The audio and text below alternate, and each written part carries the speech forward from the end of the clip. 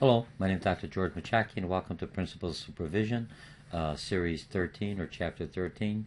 You're either taking me in an online class or a face-to-face class and using this as a supplement, or you're in one of my training workshops. So let's get into the title we're going to be doing today is Managing Your Time and Stress. Both tie in well together.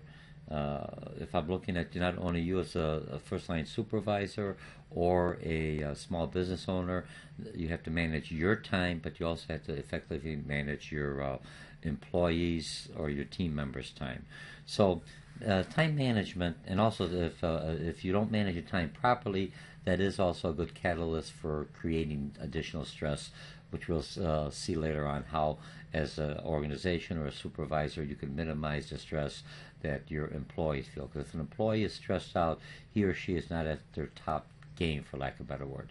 Okay, so let's talk about time management. We'll start with that one because that's one that we want to focus in on.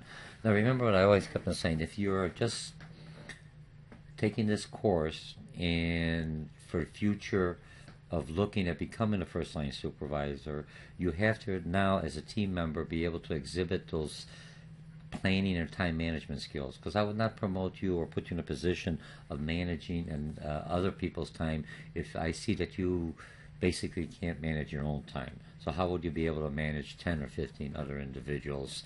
Because that's basically what a supervisor does or a small business owner does on a daily basis. Okay, practice controlling the way you use time.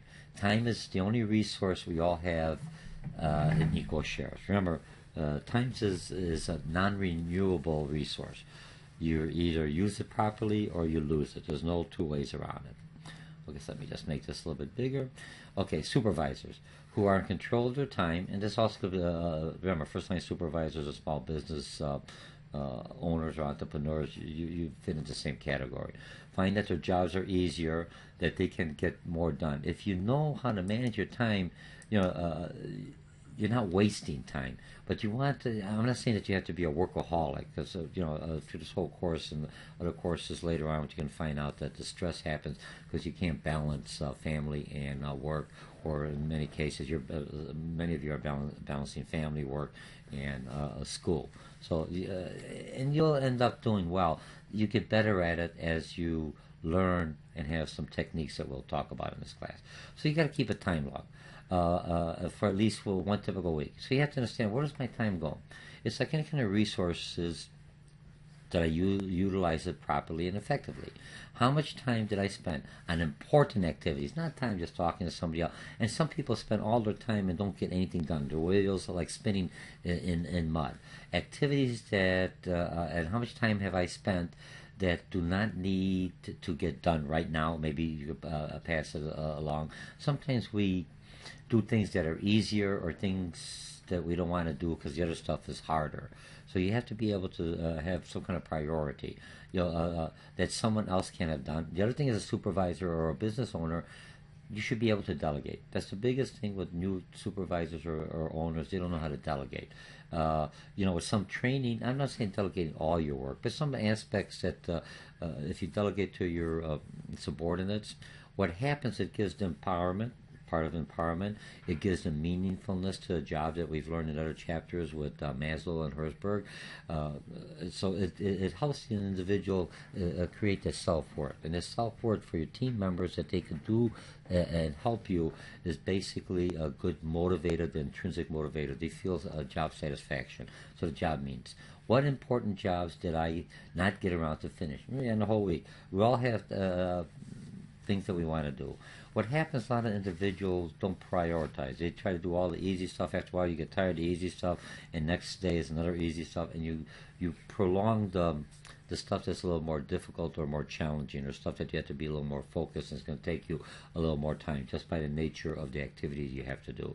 So try to have a balance, some easy stuff, some harder stuff, but at least every day you have a major objective. What you have here, I usually have a board in here, and I have for different classes, and that's how I kind of know what I have to do for today. But in overall, I have the calendar that I utilize electronic equipment, and it basically tells me my whole week's or my month's schedule, so I know when I have to, I got some slack time or some time that's not as busy for that week, I will do some stuff the following week so I don't have to cram it all in, in case something happens. You always want to leave yourself a little cushion, just to relax. Or some days you just don't feel good. That's good to take some time off. Don't overstress yourself. Then we'll talk about different personalities here.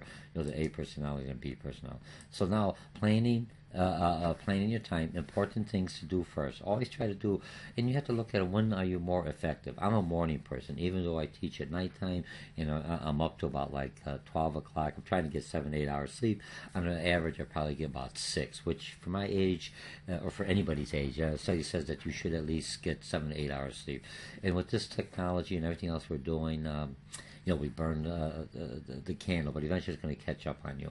And stress, what you'll find out for some of the other stress classes you've taken, the stress basically is not only that you are irritable and everything else, but it could have some physical effect on your well-being. Okay?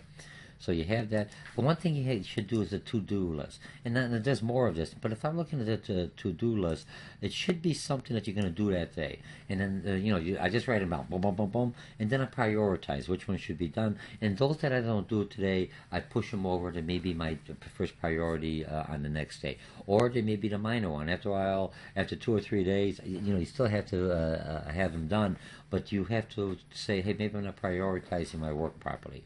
Find times for your remaining A-level activity. Those have to be done. Schedule activities for the times of days when you're at the best, and learn to use electronic scheduling tools.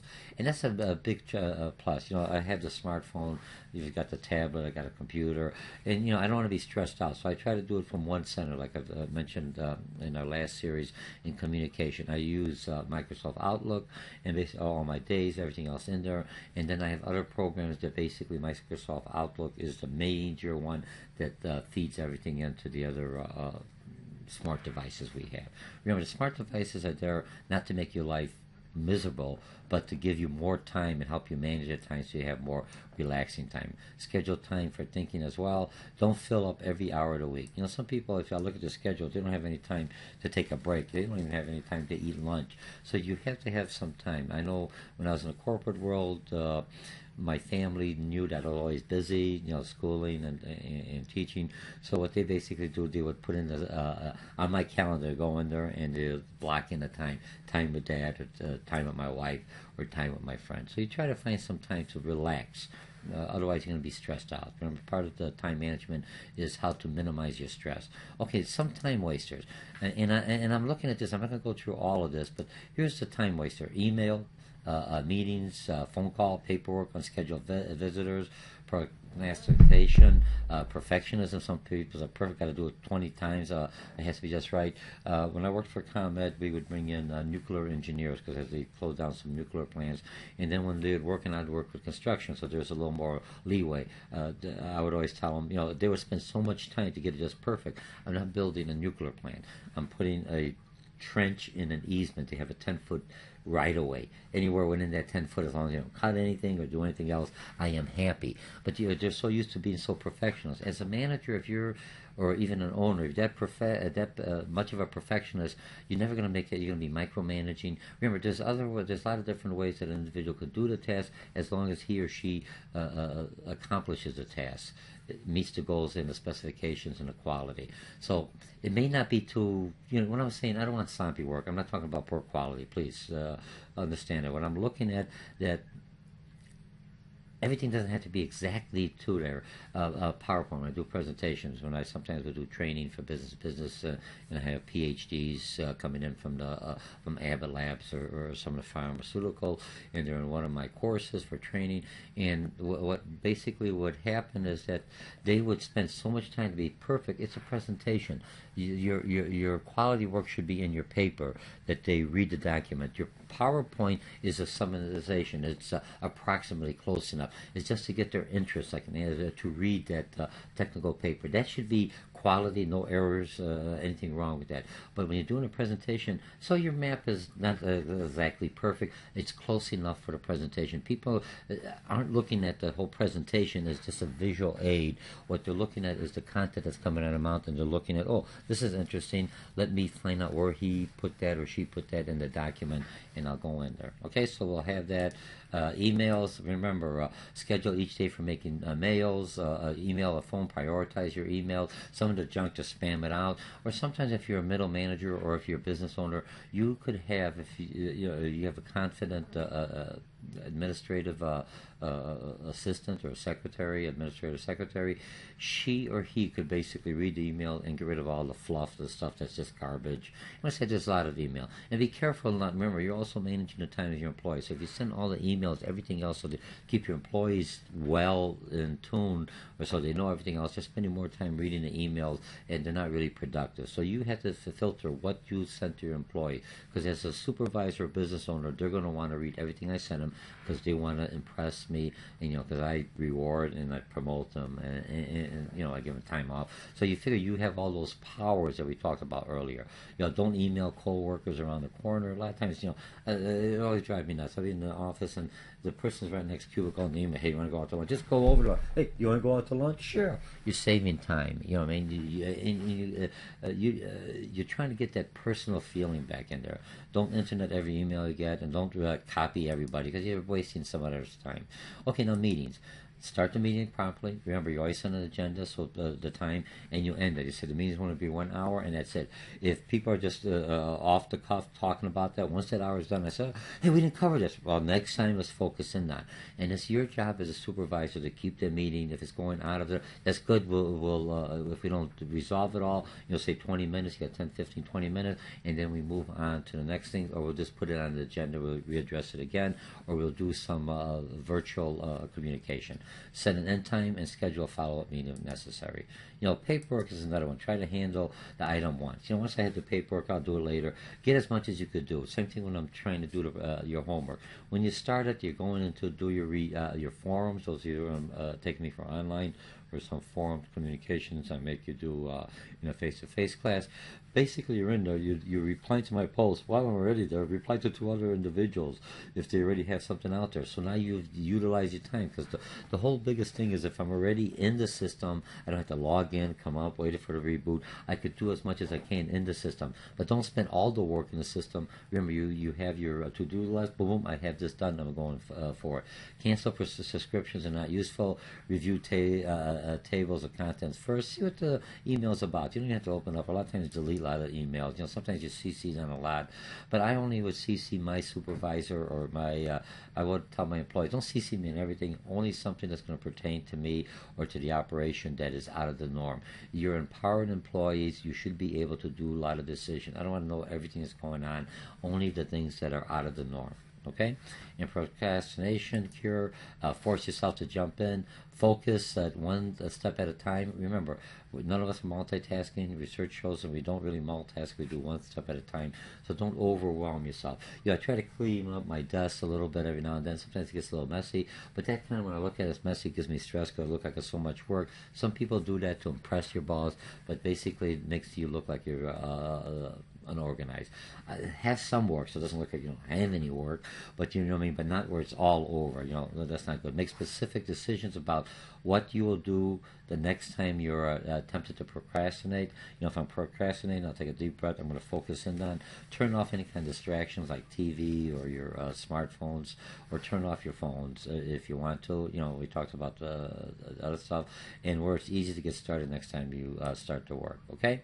Failure to delegate. Supervisors resist to delegate for one of the biggest reasons, believe only they can really do the job right. Come on, if you train, if there's an issue that the individuals aren't doing the job properly or quality work to your standards, then you have a training issue. not the individual. Or if the individual is definitely not good, then you as a supervisor, if he or she can't handle that type of work because of a poor quality, then you have to unhire him or move him out of the department. That's your job as a supervisor. That's no different than you're doing as a business owner. You have to utilize your time. You're paying them for an effect. You're paying the employee to do a certain task. They should be able to do it in a certain time. So when I give a task to an employee, I don't say, well, whenever you get it done, here's when I want it. I know the task should take you about 2 hours. I want it on my desk by Monday. I want it on my desk by Saturday. You have to give your employees the time, but give them adequate time to complete the task above and beyond the work they're doing now. Otherwise, you're going to start creating stress. You have to be able to, an ability to say no.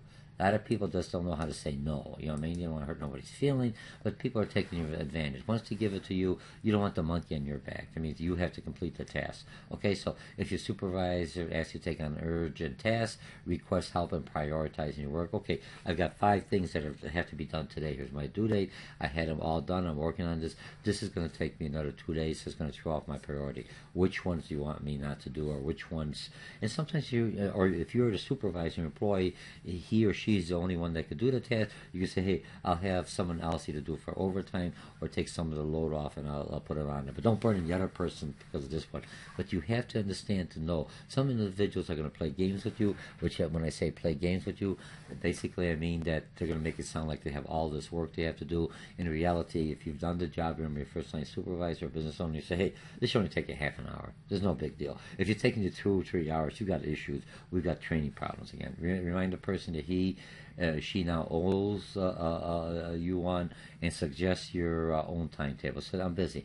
The other thing, if you're looking at a lot of teams or as a manager of a company, if you have 2 partners or an assistant, be careful that one talks to the other, because otherwise the individual is going to be overstressed because he doesn't know which one I should do first. All right, so and if you're asking another person from a department that's not yours, and you, before you ask that person, you go to that supervisor to make sure that he or she doesn't have that individual already booked to do some kind of work. You'll put a time limit on your participation. Yeah, I could do it, but I only could do a half an hour. A lot of times I volunteer for some workshops or I do some training, but I'm not there for the whole time. I can't do it every month or every day because it's just is not managing my time properly. Handing visitors interruptions. Set time limits for visitors. Come in, and if you haven't been, I say, I want to talk to you. I have an open door policy, but here, could you come back later? I've got all these other issues. Or sometimes I close my doors. I hate to close my doors. When I close my doors, you know something's going on. Everyone's listening at the door, or it's a disciplinary problem. Because my doors are always open. I have an open door policy. But if I'm busy or something else says, hey, I'll come back later, so I'll write down, I'll see you at 1 o'clock, 2 o'clock, and make sure, you know, not to blow off the person, but make sure when that time comes up, you go looking for that person and say, hey, I'm ready to talk to you now. This way it tells you that his time was important, that the individual is still important in your eyes. You know, confer standing, you know, meet visitors outside the door if you want. No chairs in the office so they get tired. No cane to invite visitors in. Use conference office. Oh, we got a meeting, let's go over here. Reserve certain time for visitors. You know, if you have visitors, and you see a lot of times doctors in offices, basically when the sales rep comes in, they'll talk to the gatekeeper, who's ever the secretary or who's ever the receptionist there, or do you know there's certain times that salespeople or visitors could come talk to them because that's the time allotted for that. You don't want to knock them out because remember you're supposed to be accessible to all stakeholders. Could be another job.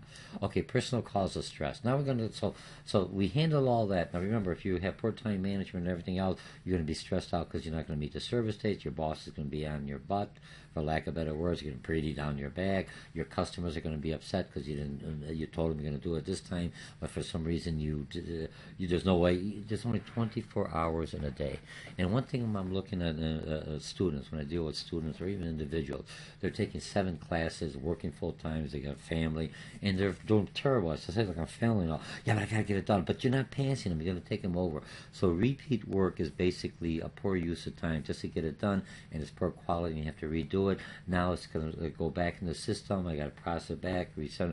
It's taking me 3 times longer unless I do it slowly and do it properly and adequately. So to have the candle, if you look at the doctor's office, a lot of doctor's office, when you come in there, they have a schedule. The doctor has 15 minutes with the patient unless something comes up, but that's their time, 15 minutes with the patient, and after 15 minutes, he gives you your time. He'll move it along and go to the next patient. People don't like waiting.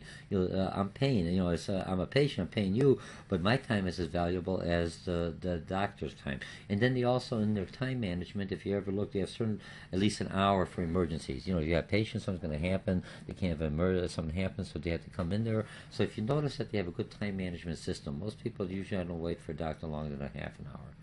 Right? Because if you're late, they charge me. If I'm late, they say, hey, look, you told me half an hour, it's already 3 o'clock. Let's get out of here. I'm upset. I says, we'll reschedule. I'm going to find another doctor. And that's good customer service. So it shows you that you respect the individual and you respect their time. Okay, so personal causes of stress. Personal factors, what do you call it, type A personality, type B personalities, behavior patterns, and work and family. That's a big one. Personal factors, general feeling of negativism. You know what I mean? If I'm stressed, I feel helpless, I feel low esteem, I can't do it. My partners, my individuals in the office, they're basically getting all their work done and still have time to go out. I don't know what I'm doing wrong. And it could be just I don't know how to prioritize. Sometimes your employees never had to have all that work, or don't know how to prioritize. So sometimes I'll sit with them, I have some time, I say, look, I'll spend a week with you, or give me your workload and I'll prioritize it for you. I'll tell you how long you spend in each task. And after a while they learn, and they'll say, hey, now I got it, I understand it. Remember, it's like anything else, you have to develop your employees. Don't yell at them if they never had multiple projects and multiple due dates and all that. Help them, or put them with another person who does know good time management. By putting them with another person who knows good time management, and he or she is showing them how, that person, you're also developing them in being a mentor, and you're also developing them to be a first-line supervisor or a manager, or even an assistant or a partner in your business, because he or she now knows how to manage other people's time, and they know how to do the training. A lot of people know how to do it themselves, but they don't know how to take this information and convey it to another individual. Okay? Those are personal factors. Now look at this type A. Type A is a pattern of behavior that involves constantly trying to accomplish a lot in a hurry. We all want to do everything else. That's why technology is supposed to give us more free time. But what technology does, now I have more free time, I fill in the free time. Most Americans, most workers don't like that quiet time. I have to be doing something. And I'm just as guilty as everyone else. I meditate, I do other things, but I need that quiet time. Even if you sit there and listen to music, and you're not asleep, you're daydreaming, that's quiet time. But don't be if you're doing that time, when I do my quiet time, I try not to do it in my office. Because if I'm doing my office, I say, I got this work. Get out, go by the cafeteria, have a cup of coffee, walk around. A lot of times, I try to walk around, that release stress. That's a good exercise. It gets rid of, also it helps me lose some weight, but it moves along. Okay, so that's the type A, tries to do other. Now you have the type B, on a relaxed but active approach to life. Just to relax, to do it. If it don't get it today, I'll do it tomorrow. Just more of the European style. Americans were very hyper energetic going forward, so you have to find a balance between a type A and a type B. Okay. Behavior patterns. Now, if I look at a behavior pattern, is just of a type A: moving, walking, eating rapidly. I'm probably a type A. Feeling impatient with people who move slower than you, and I'm like that. My wife had some medical issues, so she basically is slower, and I'm like, oh, that's because it's going. And I understand she has a brace, she can't walk as fast as she used to. Feeling impatient when others talk about stuff, I try to move them along, but I'm getting better as I'm getting older. But you should be able to modify that now. Those are the nonverbal. Because if I'm going too fast, they're gonna the people I'm talking to are gonna be figuring out, am I too slow? And then you're gonna stress them out. Okay, feeling unable to relax or stop working. And sometimes we do that. Sometimes I'm working so much, but then I can't go to sleep because you got a headache and everything else. You have to calm yourself down. No coffee at nighttime, or find a way, meditation or something. Even a program. A lot of times I read a paper, a no-brainer paper, nothing to think. It doesn't make sense. That's why I like reading the Sun Times, because they're like written for 5th or 7th grade. I think the Tribune is like an 8. Wall Street Journal is a little bit higher level. So if I just want a no-brainer, I'll read like the Sun Times. Don't get me wrong, but sometimes there's other papers. There's other kind of papers that, just real quick tidbits. Nothing that will stress me out. Nothing I have to think about it. Just at my leisure, okay? My leisure time, reading reports. Just not relaxing, okay? Try to get more and more done in less and less time. Okay, now type B, having varied interests. I'm still interested. Taking a relaxed but an active. I don't say not relaxed. Yeah, I'll get it later on. Whatever happens will happen. That's not what I'm talking about. I'm just talking about calming down, and I'm trying to find more of that relaxed state of mind. And meditation helps you that, because remember, you have to even boring music, orchestra music is a good relaxer. But you have to learn that yoga. I'm not trying to push one way or the other. And when people say meditation, I can't meditate. When you're worried about something, that's what you're doing. What's meditation? I'm contemplating on a certain object, a certain point.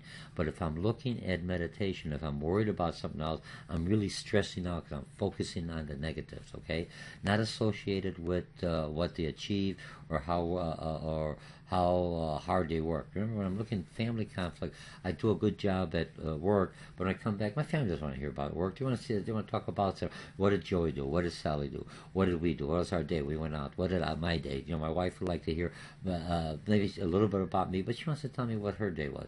And I should be, by just listening to her, it's a way to relax me, so I'm not worried about my own. I say, oh, geez, well, she got more problems than I do, or my son's got something else. You don't want to listen because time is once it's gone, you lose it. You can't recoup it. When you look at it, you look at your age. Oh, when you're younger, oh, I'm never going to be 40. I'm never going to be 50. I'm never going to be whatever. And here you are. Where did the time go? What did I do? You know what I mean? I want you have to live and survive, but kind of find that every day you should at least have an hour or two to your own self. I'm not talking about going to sleep. Just relaxing. Have an ice cream bar. Watch something else. Something goofy. Do something that doesn't remind you of work. So you got to leave out of that work environment. Because, I'll just get this done, never last. Okay, now stress management. When I'm looking at stress management, the body's response to coping with environmental demands. That's everything else. It's some of the environmental demands of your boss, everything else, but some of it are self-imposed. You basically put on yourself. Change, frustration, uncertainty, danger, discomfort. Those are all stressors. Remember, you have good stressors and you have negative stressors. Right now, we're just going to be talking about the negative stressors. Some people are so happy they choke on themselves or something else. I don't want to say pass away, but so you could have both stressors. So you're trying to find that balance. How do I reduce the stress? Because some of the stress, if you don't handle the stress, that's why meditation is good, or some of the other things. It's still in there, and after a while, it's like almost like body fat. It builds, and you blow up. And now all of a sudden, now you're not a very good team person. You say, oh, geez. Push the right button and you stress out. And if I look at people with road rage, a lot of times, I may cut off somebody else. Well, they drive slow, I try to be in the right lane. But if I cut somebody else off, and I didn't really cut him off, and he's beeping, yelling, flipping me off and everything else, or she, ladies, you're just as violent as men, sometimes on the road, just as aggressive. But the problem is, I don't realize that maybe 5 other cars already cut him or her off, and that was the last thing on the stress. Remember, you could only take so much as a boiler, and it's got look at a tea kettle.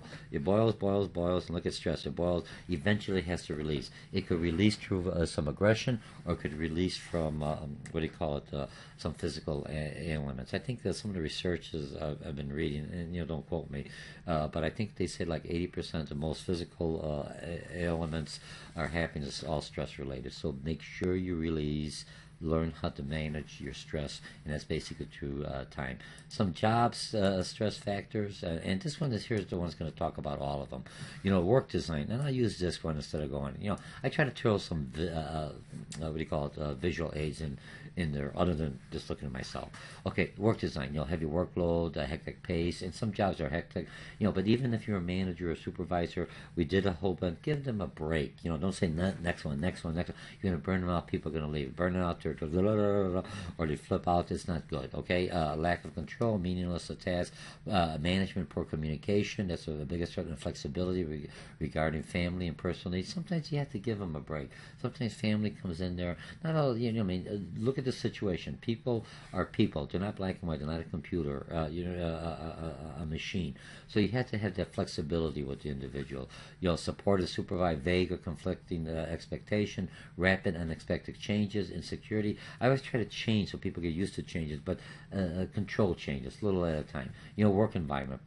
poor social environment, violence, verbal abuse, air pollution, crowding, noise. All those are stressors, okay? So that's basically everything else we had in here.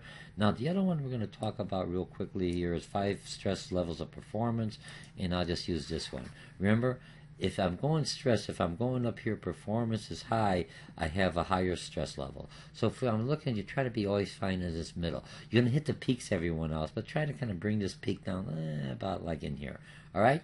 So if I'm looking at signs, oops, where did I had? Let me go in here. I put this one. I see. Okay, so let me just go on this one here.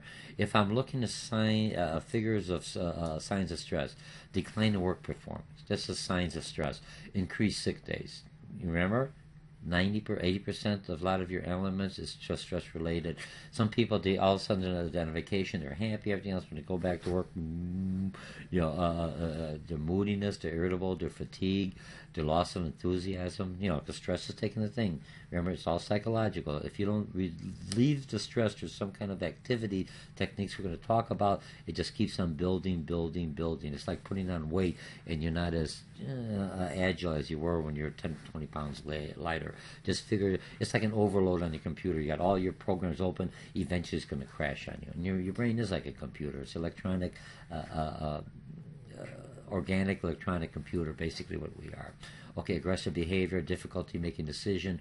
Now I have family problems. I know when I come home from work and I had a bad day, my family, when I was in the corporate, say first half an hour, just let George relax. I have my cup of coffee, no wine. Now you'll just sit back, have some pop or anything else, just relax, kick back, take a hot shower. When I take a shower, it's one way I used to take a stress.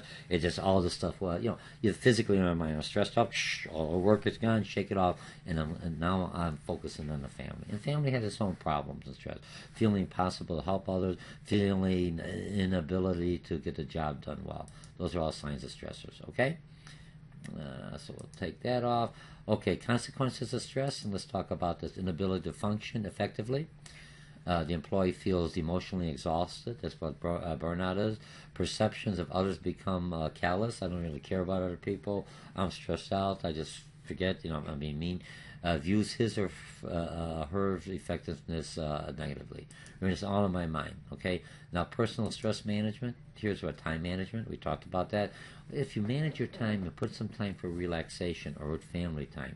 When you go home, when you're at work, I do as much as I can do at work. When I do at home, sometimes you have to have the communication, but I tell people only call me when the place is burning up or something is important.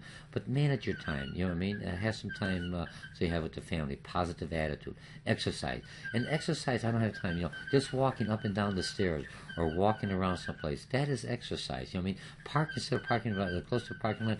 Park down park at the end of the parking lot, or walk up to instead of the elevator, walk up the stairs. Do something else instead of calling somebody else. Walk and hand it to them. Those are all minimal stressors that you could take care of and won't affect you as much. Okay. Biofeedback is basically you talk to yourself. Meditation, well-rounded activities. Okay. Okay. Let's see, that pops up. The next one is organizational stress management. How does an organizational able to reduce the stress for its employees? And one of the things is behavior of a supervisor.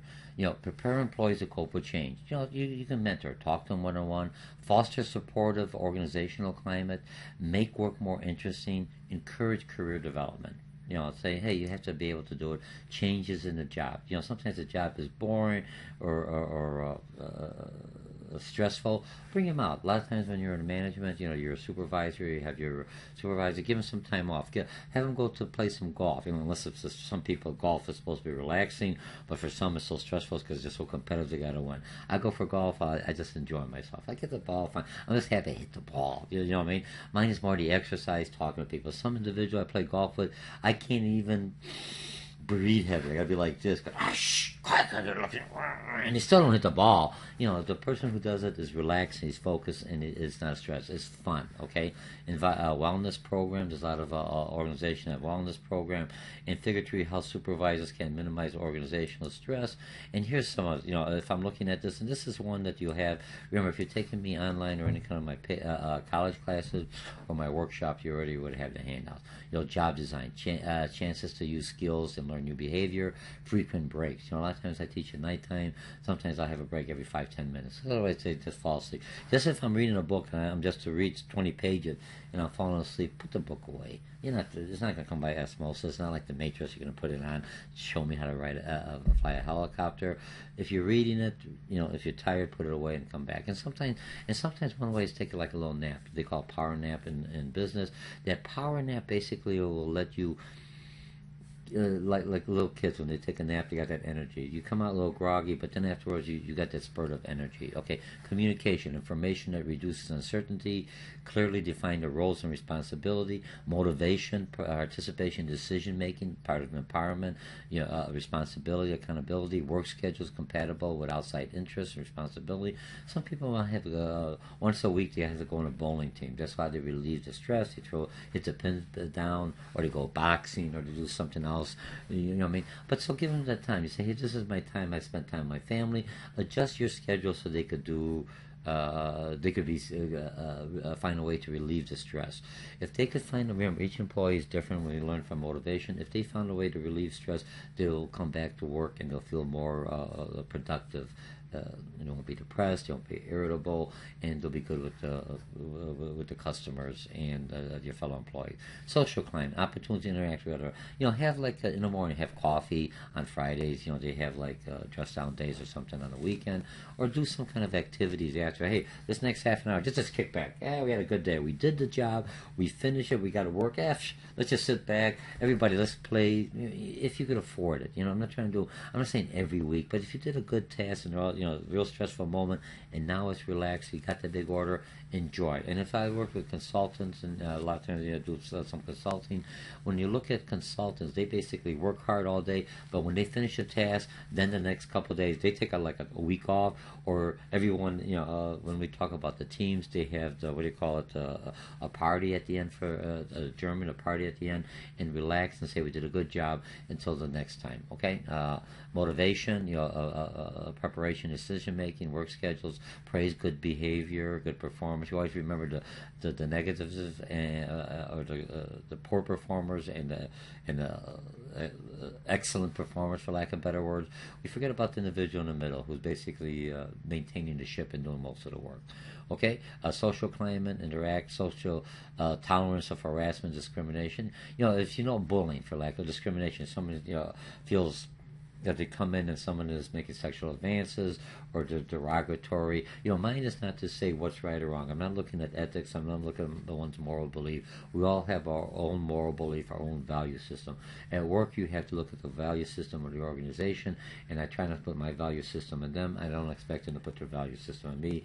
But so basically, I try to give them that, hey, you're at work. Remember, I can never change a bigot or a racist individual unless he or she has a life, some kind of moment that changes their whole life. That's what I've learned in psychology. But I could basically minimize that. Say, well, you're at work, that is an unacceptable behavior. And then, so I stress out that individual, but that one individual could be a stressor for the whole team. I had one lady when I was working, and she was basically a nice little elderly lady, meanest woman in the whole world I ever found, but she was the cause of stress for everyone else. When she was on vacation, everyone was friendly, happy. It was like the warden was away. But then when she came back in, man, you could just feel it. Sometimes you get going off, you could feel it. So the stress is there. You can almost like touch it. I can't see it, but everyone's like, you just want to get the heck out of there. When she's not there, they stay longer. They talk to each other, okay? All right, so that takes care of that one. Okay, so now what do we have? We have the last one here we're going to talk about is basic for categorizing personality types. This one. Okay, you have extrovert, introvert, sensor, intuitive, thinker, feeler, judge, or perceiver. And don't worry about the capitalization. I just did it when I was typing. I don't want to stretch myself out. So when I look at this one here, if I look at this chart here, an extrovert, outgoing, verbal, energized, an introvert, doesn't mean there's nothing wrong with the individual. He or she likes to keep their feelings to themselves. You try to always find the middle, or you try to find two individuals, opposites attract. But I try to set up the situation where I could handle so both individuals feel comfortable. Those are the personalities, and eventually you try to get them more in the middle. A sensor, literal, practical, hands-on, preferred facts and details, intuitive, visionary, figurative, preferred responsibility. I mean, if I'm looking at sensor, most engineers just by the jobs are very logical, very practical, hands-on. They're what we call for lack of a better word, kinesthetic types of workers, and other people intuitive. They like the creativity, they like to come out of the box. And so I try to come in the middle, give them some of this, some kind of task that will give them that intuitive, that visionary, that creativity, and the other ones I give them more hands-on. But I try to either pair them together so each one picks up the other one. If you understand what the other individual's doing, if I'm an extrovert and know he or she is an introvert, I try not to be over friendly, over outgoing. I try to find that balance. Remember, because you have different individuals in there. Some people are one way or the other. As a supervisor, manager, you always try to come to the middle because your employees are that way. You know, I mean, you still, at certain times I should be outgoing, but other times I have to be more of a thinker. A thinker, logical, logical, analytical, driven by objective values, a feeler, subjective, interpersonal oriented. And if I look at thinker, you know, and I'm not trying to do men and women. Women are more of a what do you call it, subjective, interpersonally, driven by decisions of individual, more of a feeling, more of an intuitive type of individual. Men are more logical and everything else. So you try to find that in you know, most of your you know, if I'm a woman manager or if I'm a male manager, or but I have males and females in my organization. Always remember to use he or she in a conversation, not always he, because you have a mixed crowd. You don't want to put stress on them that he only wants a guy in here. I'm afraid to come up to because he never says she would be in that position. And we learned that about our communication. A judger, structured, schedule, ordered, or perceiver. Flexible, spontaneous, adaptive, and responsive. You try to always find yourself right here in the middle as a supervisor. Okay? So now that is basically, oops, let me just close all these off. And then we're just going to be concluding this. It's about, you know, I think most of these PowerPoints, I'm trying to keep them under at least a half an hour because this is a full lecture. You've already taken the class, you've read the material, you've either been a face-to-face class with me, I'm an online class, this is the only, you know, if you read the books and everything else, but this is my perception, bringing it all in a less stressful media to you. But if you've already had me in class, you heard this, these are good things to reinforce, like water to see it again so you remember and you retain. So remember, time management is very important. Keep a log, plan in your time. Remember, not only for yourself but for your team. Do a to-do list. It's really easy. You can do it on a computer. I do it on boards quickly because if it comes to my mind, I have to take it out. That's stressful. I got to put it up. Some people, they're always on their iPhones or on their tablets, and after a while your fingers get stressed out. You don't know how to relax outside. If your tablet goes back, you don't know what to do with your time.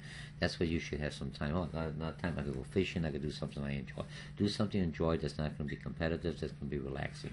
You know, find out what are your time wasters. How to handle visitors' interruptions. Let them know when you could take visitors. It's okay if they interrupt. Open door policy. Hey, I'm busy now. My mind's not here. I've got this project I have to do. Could you come back in a half hour? Another way, if you have somebody that always comes in, is just give them work. Every time they come on, I say, oh, by the way, could you do this for me? By the way, after a while, they're going to go, I'm not going to go see George, because if he's in his office, I'll see him outside his office because he'll hand me something. I don't do that. You know what I mean? All right, there's different techniques. All right, personal causes stresses. You know, stress management. How do I reduce stress? I'm just giving the capsize a real overview. As a supervisor, you should be aware that you could be the stressor, and sometimes it's a lot of forces. But you should be aware how to help your employees to reduce the stress because they get sick and everything else. You know, stress level, performance, consequences of stress. Burnout is the number one, or some individuals just blow up and it becomes aggressive. You know, personal stress management and organizational stress. How to do the organization by policy, job description, rotations, minimize the stress. Or if I'm moving employees so often, or I'm always giving them a job, it's got to be done today, they can't plan. You know, you have to have some plan. You know, I may plan for an easy day and something happens, okay. But if it's always every day I plan for an easy day, something happens, I quit planning. Remember, and you have to give that individual some time. Give them a break, or have someone else pick up or you know, share the work. You look at somebody else has nothing on their time because they got a clean desk and they're just reading a paper. Hey, could you mind helping so and so? After a while, or with that telling you that you don't get that person doesn't have enough work, or he or she, you know, not to overstress them. It's just that they're more confident in the job and they don't find as a challenge, and they become bored. And boredom also could be a stressor, and bias for categorizing stress. Okay, so my name is Dr. George Mochocki, and this is a series of courses you're taking me on principles of supervision, and this is also related to small business managers or owners, and we're talking about managing time. You should know how to manage your time and how to manage stress. Thank you very much, and I'll see you in the next series. Bye. Hopefully you have a stressless day at this meeting. I sometimes play music to keep you stress-free.